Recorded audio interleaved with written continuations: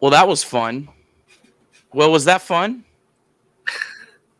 Yeah, it was awesome. What a great way to start going into the weekend after that last weekend, for sure. Well, in case you lived under a rock, Liberty defeated Missouri 66-45. Yes, that is a 21-point victory over an SEC school. Liberty was favored in the game. I think Ken Palm had them only favored by 2 points. I think the Vegas line was about 5.5. But just to see Liberty come out a game they're supposed to win, but against a Power 5 school that knows they're supposed to lose on the road and just come out and dominate. I thought that was pretty cool. What about you, Will? Nope, I think I might have lost Will. Well, I'll yap until we get Will back. But 66-45 your final. Darius McGee 20 points, 4 assists. Keegan McDowell had 12. The real shining spot in the game, I thought, was Shiloh Robinson, career high 15 points. He looked every bit the part of a legit big guy in this game. Just did everything so well, and I was just so impressed with what he was able to do in this game. So we'll get Will back here in a second, but again, I'm Nick Kirby. And here we go. I think we got Will back. Will, you back?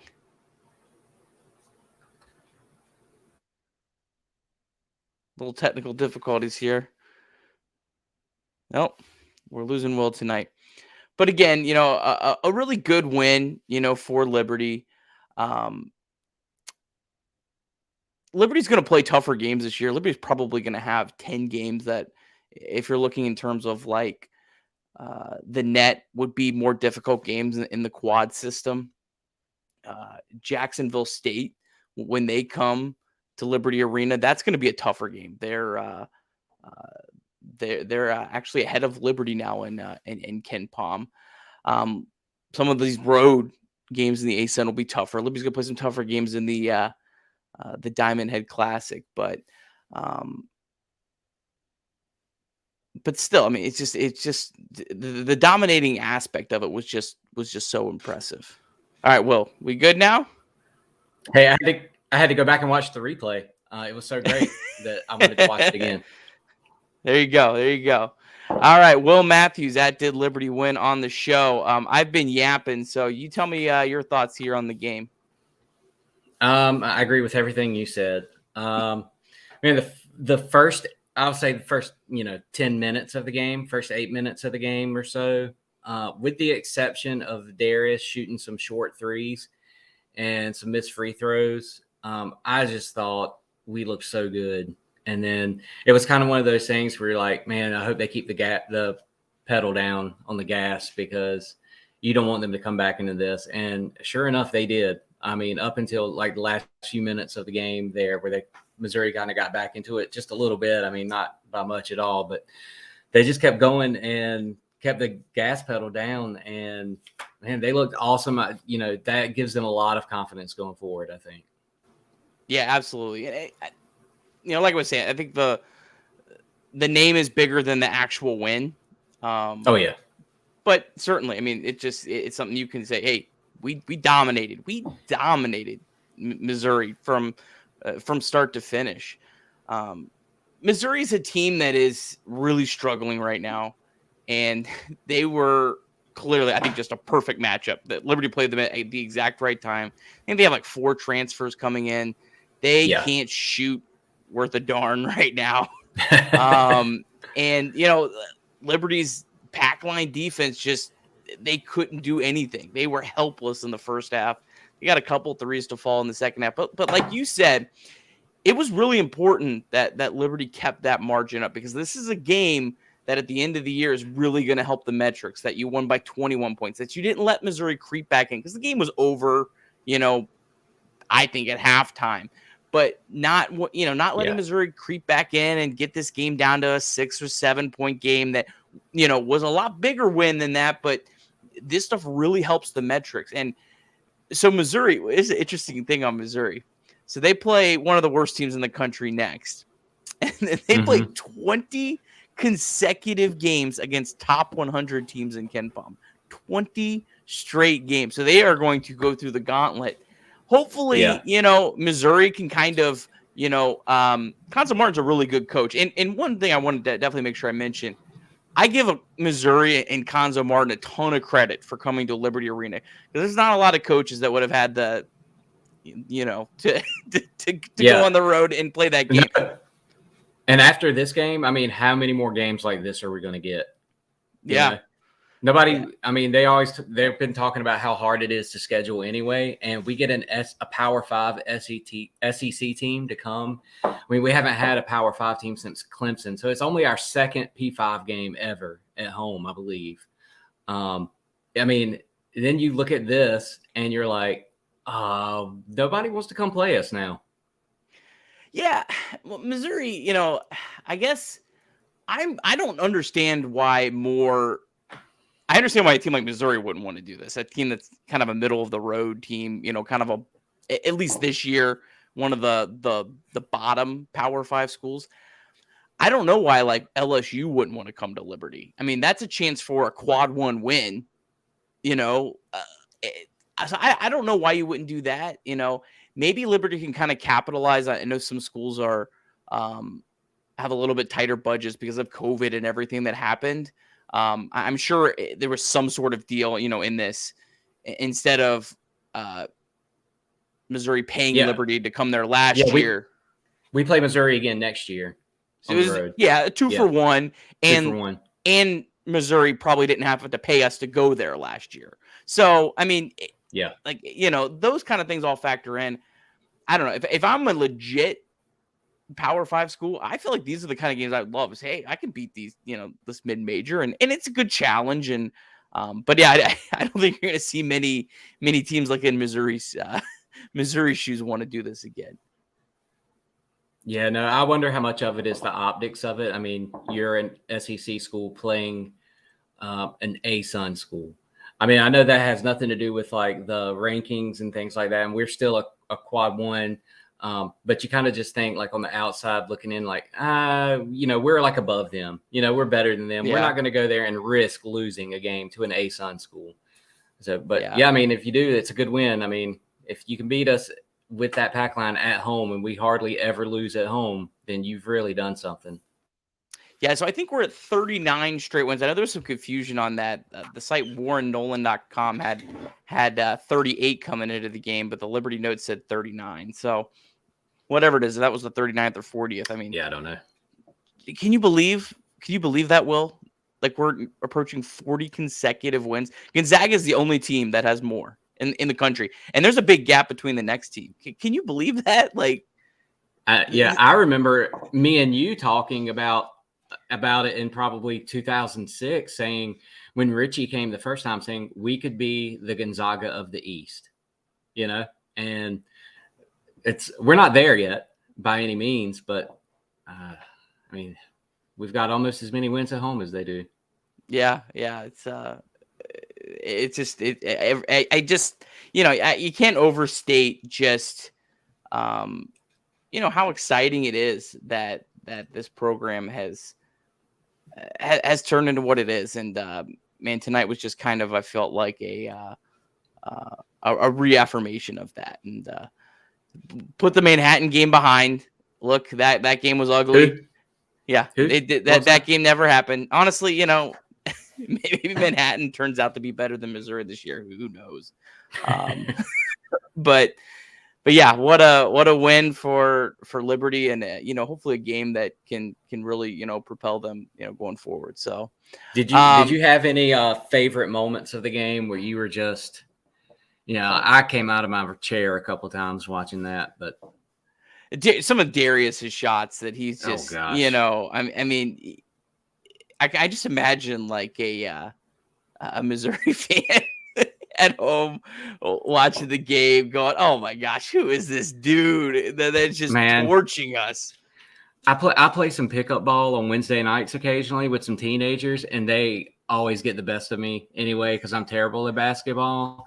But just watching him handle the ball, and then the guy gives him like a step, and he drains a three from in between the three and the beak on the logo. And I'm like, man, if I ever had to play that guy in one-on-one and my life depended on it, I would just die. I mean, there's no way. Like, there's just no way. I'm sure there's some Missouri fans going like, why don't we recruiting that kind of player? Why is that guy not on our team? Why is he at Liberty? Shiloh Robinson was fantastic tonight, and it's kind of what we've been waiting for, right? Yeah, he was at least for me.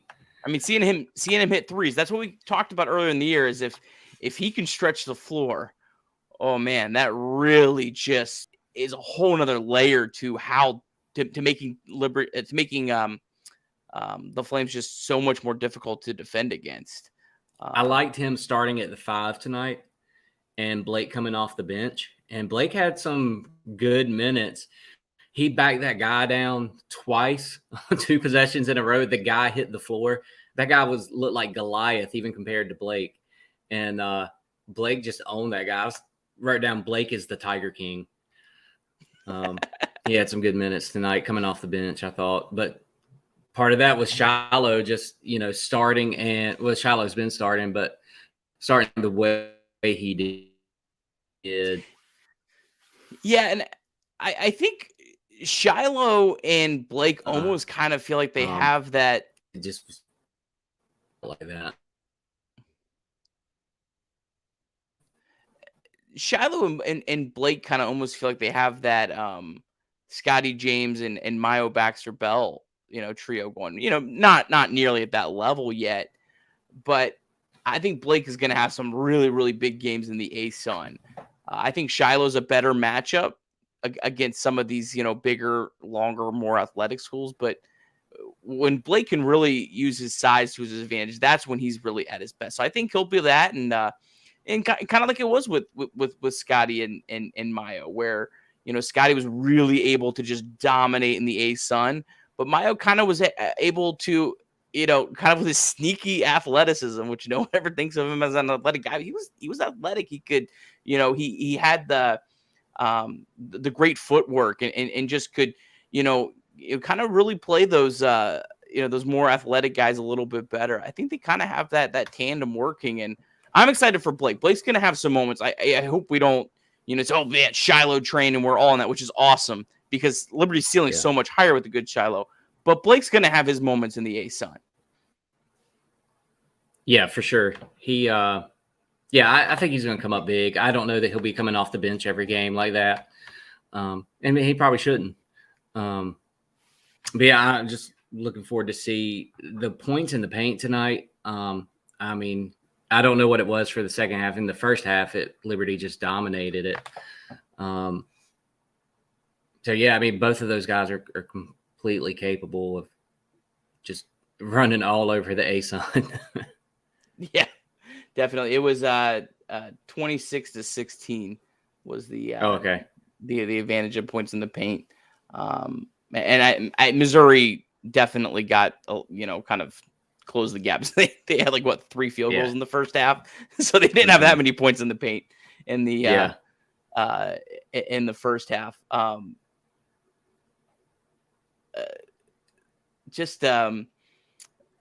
speaking of that, I mean, who would you say the MVP of the game is? I mean, you had a great performance from Darius, but you're going to get that all the time. Keegan played really well. Shiloh played really well. Vincent, of course, defense. I mean, Peebles knocked down some great shots as well. Where would you go with that? It's hard to say. I want to say Shiloh just because of, how big I felt like he stepped up, but it's hard to just say anyone other than Darius, Yeah.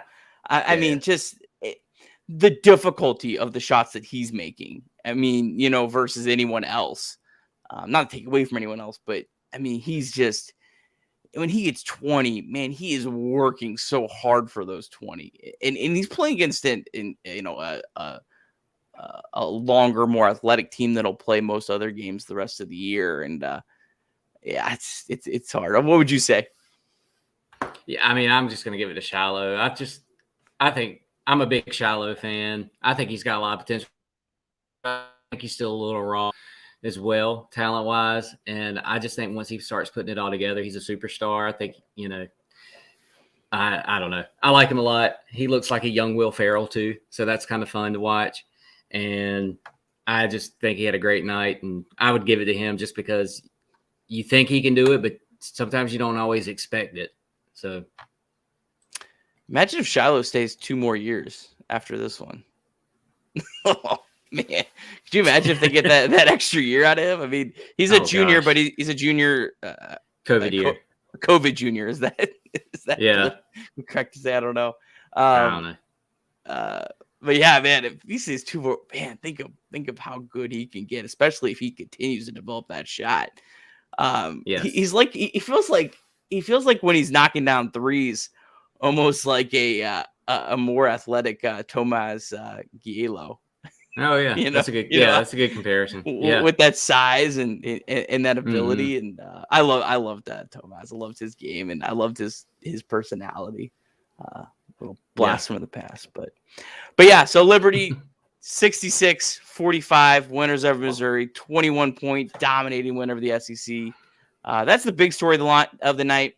We do want to talk about the other 2 games that happened. Not nearly as scintillating, but hey, 2 more wins nonetheless for a team that needed some wins. The first one was Bethune-Cookman down at Daytona Beach. Kind of like the opposite. It almost feels like Liberty went on the road to them. Kind of felt like almost like, in the pecking order of Missouri coming to Liberty, But Liberty got the win 59-51. Started out really, really slow in this game. But Darius McGee came on strong. This was his best performance, I think, of the year to date. He had 27 points in the game. Liberty got the lead up to a little bit more. Bethune-Cookman sunk a 3 at the buzzer. And my Ken Pom nerdness was so mad, that kills us, but I think that actually took us from covering the spread or not. But nonetheless, 8-point win on the road, a much needed win. It was a wild TV broadcast for those who are watching. That was hard to watch. Yeah. The stream didn't work on time. And then it got going. I thought the guy that was doing the game did pretty well, but he did. Especially for a one-man TV broadcast. That's not easy to do. Yeah. I didn't watch all of this game because it was kind of hard to watch. It was tough. It was like at 5:00, and if I have kids, you have kids. It's 5:00 is not a good time to try to watch a college basketball game, especially on a weeknight. Yeah, that's the death time. But hey, a win, and hey, you know what? Credit to Bethune-Cookman for finding a way to at least get part of this game on TV. Thought it was nice to at least see something. But Darius played all 40 minutes of this game, which was pretty wild. I didn't realize that. Wow. And Keegan McDowell also 17 points. I think he was like, I don't have it right in front of me, but he was like 4 of 7 from 3 or something like that. He was lights out, and we also, Keegan only had 12 points, tonight against Missouri, but Keegan McDowell has really, really stepped up and played well. When Liberty, was searching for a score, which feels so weird to even say after the years that we've had recently, but Keegan has really stepped up and filled a role that was much needed. What's your thoughts on Keegan McDowell so far this year? Yeah, I mean, just being honest, after he said he was gonna transfer, but then they kind of let him back on the team, I was like, I don't know. But man, I'm glad he's back because he has been very good. He's such a weapon for 3 that it kind of feel like at some point it takes pressure off of Darius too, because he's such a weapon at 3. I really like his game. He tried to do the Caleb Holmesley floater tonight. I don't know if you remember seeing that. Didn't quite work out for him, but he had a lot. Well, I don't know how many rebounds he had, but he had some big rebounds, and he showed a lot of attitude on one of those rebounds. And I was like, that's what I'm talking about. That's the Keegan we need right there. So yeah, I'm a big Keegan fan. Yeah, I know our friends over at Sea of Red have said that there's a lot of talk about kind of like the vocal leadership that Keegan's kind of taken on this year in the locker room and all that kind of stuff. And that's just great to see. And Yeah, I mean, Liberty needs the offense, and he is a really, really good 3-point shooter. I think he shot 40% last year. I mean, that's a really, really good number, especially for a guy like that's his game. That's mostly what he does to shoot at that percentage is really good. So, yeah, just really excited for him and his development so far. The other game was Maryland Eastern Shore. Liberty won this game by 12. I gotta be honest, I'm a Liberty homer, and I love so many things Liberty's done. I was so disappointed this game wasn't on TV, and I know there was some issues with football on the same day, but yeah, come on, man. Liberty's like so far ahead of everything else for like the level that we're at. But man, we're having a Division I game not on TV. Like, find a way to make it happen, move the game or something. But whatever. We could have at least done the Bethune-Cookman and have just 2 cameras with one guy. Yeah, that's better than nothing. Yeah, absolutely. I live in Big Ten country up here, and someone like the smaller games, they call it like Student U, and they have like student broadcasts or something. Like we couldn't do that at Liberty. Don't they have a whole broadcasting wing and all that? Yeah, or could they not feed in the radio feed for it? Yeah, absolutely. That's what I don't know if there's some issues with that. The Big South did that for a lot of the road teams. You remember they just use the radio feed, and I love watching random tangent, but I love watching a game with a radio feed overlay. I do that a lot for baseball. Watch on MLB TV. Yeah, I do too. I don't know. It's such a cool experience. Yeah. I don't know. I love it. But anyway, so 12-point win. Again, this was another game that Liberty didn't cover because, you say, 12-point win, that's great. Well, Liberty was favored by like 20 points. That's a game you should probably win by more than 12. But again, it was a win. Keegan McDowell was 17 in this game, 5 of 5 at the free throw line. Darius had 19, really carried Liberty for a little bit in the second half to kind of expand the lead. Really weird was, and Shiloh also had another big game, 13 and 7. Mm-hmm. So that's 2 really, really good back-to-back games. That's quick math here, quick Liberty math. That's 28 points in 2 games for Shiloh Robinson. That's getting it done. Really weird was DJ Moore only played 3 minutes in this game, which I found interesting. DJ played a little bit more tonight. And he looked good. Yeah, he looked very good. And I like that he hunted his shot a little bit more tonight. Mm-hmm. He took it to the rim. He only shot twice, but he was still aggressive. But yeah, he still only played 8 minutes tonight. I feel like he was on the floor a lot more. The rotation was really small tonight. There was only Peebles and Warfield each played 14 minutes. Preston was at 11. Then there was just a bunch of other guys that played a few minutes. And then it was pretty much McGee, McDowell, Rode, Van Zant, and Robinson. So, Chad, remember we had Chad on the show last time. He was talking about how Richie's going to shorten these rotations. And I think you kind of saw it a little bit tonight with the Missouri game is shortening the rotations. But yeah, Keegan McDowell played 35 minutes in this game. I got a note on here. That was his most that he played in the game since 2018. So just another point about Keegan just, really stepping up. And that's just awesome. Good for him. It's cool to see. Feels like Keegan's been around forever too. Yeah, absolutely. So, but again, another win, Liberty, this is now Liberty's now on a 3-game win streak, which is good. So good times for the Flames. All right. Let's kind of look at what's coming up here for Liberty. Next game is against Delaware State, one of the worst teams in the country. That's on Monday. Hopefully Liberty, dominates and takes care of business. Then a really, really good test. Stephen F. Austin. I think Liberty's like a 2-point underdog now in that game. 2-point underdog in that game. No, 2-point favorite. I'm sorry. Excuse me. 2-point favorite. Might be a little deceiving because it is in Texas. The line gets a little bit messed up because it's considered a neutral game, but it's not neutral. I mean, they're playing in Texas. SFA is, if you're watching, it has a logo of Texas in the background. So I don't really think it's all that neutral. But that'll be a really, really good test for Liberty. They're another one of those, like, that's kind of they're probably close to like Liberty's level, in terms of mid-major. So that'll just be a fun game. You got any thoughts on Stephen F. Boston? What conference are they in? I was trying to look it up real quick. They are in the WAC. They are in the WAC with our friends New Mexico State. They've got wins over Middle Tennessee, Buffalo, and Buffalo. Buffalo's a top 100 team at 83 right now, and that was on a neutral floor. So that's that's cool. That was down. It's sneaky good game. You wouldn't think it, but really good. It was down in Mexico. They just played in Mexico, and so that'll be a fun game for sure, no question.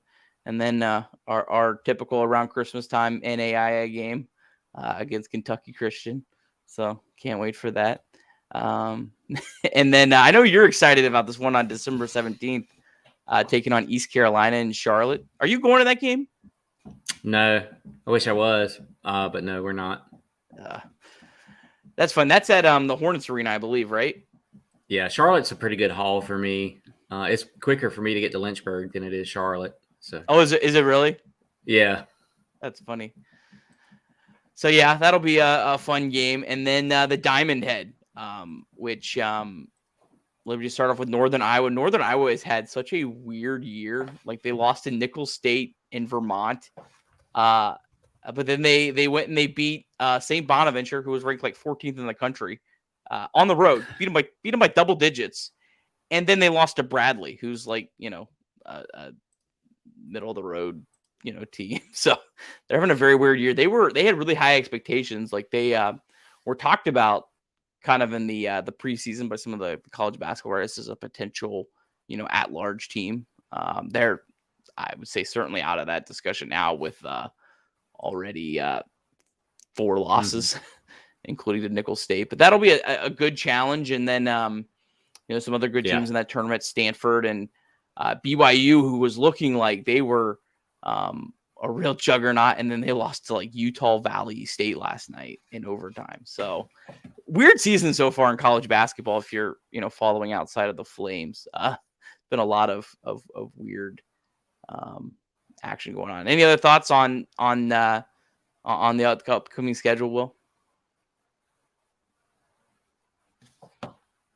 No, you hope you beat Northern Iowa because casual fan would not recognize Northern Iowa, but you recognize the Stanfords and the BYUs, and I think it's helpful for our program to. They may not be as far as I feel like when we talk, I feel like I'm getting a KenPom master's degree from you. I'm sorry, and so they might not be like the highest teams. No, that's great. But those household names, and we want to play those teams, and we want to beat those teams, which we did tonight. Yeah, getting to play Stanford would be a really nice game, and we're assuming Stanford plays Wyoming. We're assuming that they'll win that game. Stanford is 89 in the country. Wyoming's actually 112, so I guess really they're not. So honestly, either way, Liberty will get a good second game, but it just would be nice to advance in that bracket. Be awesome to get to play in that championship game on Christmas Day, which I think is probably on like ESPN2. That would just be a really cool event. There's not a whole lot other than NBA that goes on Christmas Day. There's no college football or anything, so there'd be a lot of eyeballs I think on that game, which is awesome. So that just would be a really good test, and kind of hopefully maybe something that could propel into the A-Sun. Last topic of the night before we call it quits. I want to talk a little bit about the A-Sun. Liberty has actually fallen to second in KenPom in the A-Sun to Jacksonville State. Jacksonville State is just really looking like a solid team. They just beat Drexel and Elon, two decent teams. They are 3-3 on the season, but we know earlier in the year Wichita State hit a crazy buzzer beater against them to beat them. That was at Wichita State. So that they look like a really good test. Liberty's very fortunate they play them at home. I really, really hope the crowd tonight was so awesome to see on TV. Yeah. I really hope you get the same kind of crowd for Jacksonville State, because Jacksonville State is just as good as Missouri. And I know it doesn't feel that way to everyone, but they're just as good. So I hope that, and, you know, maybe, you know, when we're playing Lipscomb and East Carolina and Bellarmine and some of those, you know, other decent, you know, ASUN schools, we kind of get that kind of crowd, that kind of atmosphere, because it matters. It really does. I definitely, you could see that the team fed off it. I saw Drake Dobbs going nuts on the bench, which was cool to see. And, you know, they feed off that. So I really hope that we kind of get that. But yeah, I mean, the ASUN I think has moved up a couple spots in like the overall conference ranking. I think they started at 23. I think they're up to 21 now. So ASUN's playing tough. Eastern Carolina and Bellarmine and Lipscomb. Lipscomb's had some good performances. They did beat Dayton.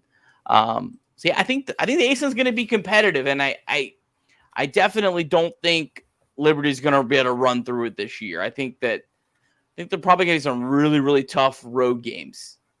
What do you think on that? Yeah, and if you know, so far in the early season is an indication. I mean, our defense is going to be there, but is our shooting going to be there? You know, that's going to be obviously the big difference in some of these games. But the way that the fire pit was tonight, I'm just going to call it fire pit. I don't care what anybody else calls it. I like that. I mean, it kind of felt like the team was up because of such a huge crowd and a sellout crowd. And if they can get that, you know, more times throughout the season, it does give them it seems like so far it just gives them a different energy. So this is already outdated. Ken Palm just updated with tonight's game, and Liberty passed Jacksonville State. So Liberty's now ahead of them, and it's actually significant. Liberty is up. Liberty's up to 118 right now in Ken Palm, and they started the day 134. So they went from 134 to 118 with one win.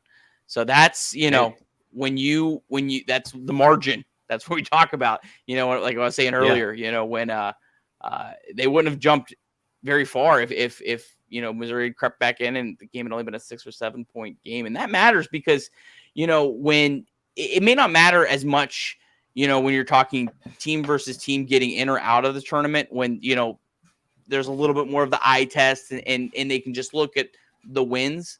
But I have a difficult time believing that the selection committee, when they're in the 13 and 14 seeds, really spends all that much time dissecting the teams, and they just kind of look at the numbers. So it really matters, you know, maybe getting you off a 14 to a 13 line and stuff like that. So yeah, moved ahead. That's a big night for Liberty. Hey, just keep going. Yeah. Keep winning. Any other thoughts here tonight, Will, before we wrap this up? No, just I've been looking forward to this game for quite a while now and looking forward to it all day. And it was awesome to see a big win. It kind of made you kind of forget about Iona and Manhattan. And so that was much needed. So good job by the Flames and Coach McKay and everybody. And Iona did beat Alabama. I don't know if people saw that. Alabama was like ranked 10th in the country. So like Iona's a good team. It's coached by Rick Pitino. So yeah, I definitely, I feel pretty good about the program. I think it's going to be a season, and you know, Richie said it in the preseason. I think we all kind of like, okay, yeah, sure, Richie. You know, this team's gonna have some growing pains. You know, yeah, whatever. You're humble Richie. Coach speak, yeah. But no, I think he was. You know, I think he knew. You know, but I think tonight you saw the ceiling, and the ceiling was really good. Now, they're not going to be able to play that well every night. They're going to have some really, really tough ASUN road games. I'll say it. They're probably going to drop some ASUN road games, so don't, you know, panic when it happens. But like we said last week, when you know, we were a little more down, I still believe this team is the best team in the ASUN and has the best chance of anyone of winning the conference tournament and getting back to the dance, which is what we all want. So yeah, so thanks. Yeah, don't you kind of feel like I'm sorry. No. I didn't mean to cut you off. No, go ahead. Don't you kind of feel like after 4 years of Scotty and Caleb and Georgie and Mayo and Lavelle and those guys, Cuff, it felt like last year, especially, it's like, what's this team's identity going to be without all of those guys?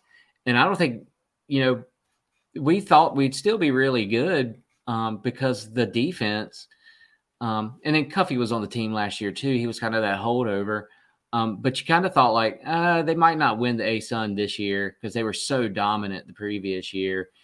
And they kind of surprised us all. And so this year we were like, oh, okay, like, well, we're good again. But to me as a fan, it still kind of seems like what's our identity a little bit. And I know we're 2 years removed from that incredible season that got cut short because of COVID and the year before that. But it's still part of me is like, they're not as good as they used to be, which is almost ridiculous to say out loud. So yeah, but a game like this at home, P5 team at home, you're just like, it puts some of that to rest for me, at least in my mind. I don't know if anybody else feels that way. Yeah, no, I do as well. And, the thing we got to remember is, that Liberty team was awesome. Obviously, the team that won the tournament, and then that next year. But that same team with all of those same guys the year before lost 5 straight Big South games. They lost a home game to Longwood. So it takes time to. Oh yeah. To develop these guys, we don't like that as fans. We don't. I know I'm speaking for myself. Like, I want you to be as good as you were that year every year now. Yeah. Why can't you be like Caleb Holmesley, the guy who like is NBA talent? Why can't you be that good? Come on, man. No, but yeah, they lost 5 straight Big South games. So it takes time, and I know that's hard and that's frustrating, but. Remember when there's a dark day and a dark game later this year. Remember tonight. Remember what the ceiling can be, and how good this team can be, because ultimately it's going to come down to the A-Sun tournament, like we've been saying. And I think that this team is going to be have as good a chance as definitely going to have as good a chance of anyone in the A-Sun to win it. And I definitely think Richie's a great coach in those type of one-off games. And I think his system is really, really good for those one-off games. And we're always going to have the best player on the floor in those type of games with Darius McGee. So, long season, strap in, ups and downs. But I'm excited. What a fun night tonight for sure. Yeah, I was watching that game tonight. I had the thought of, wouldn't you have liked to have seen this Darius McGee at this stage against Chris Clemens at Campbell?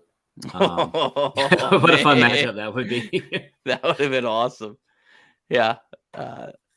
Almost carbon copies of each other. Yeah, that's awesome. That's a fun comparison. Well, thanks everyone for joining us. We'll come back at some point here. Probably not going to do a live reaction of Delaware State as exhilarating as that would be. But maybe we'll try to do something after the Stephen F. Austin game. Kind of see where we're at. And if you haven't, make sure you subscribe to the Liberty Classics Games YouTube channel to see all of the VinesPomcasts live as they come on. We're on Apple and Spotify. If you feel so inclined, give us a 5-star review. Tell us how wonderful we are. If you don't think we're wonderful, just stay off. But as always, thanks for joining us tonight, and go Flames.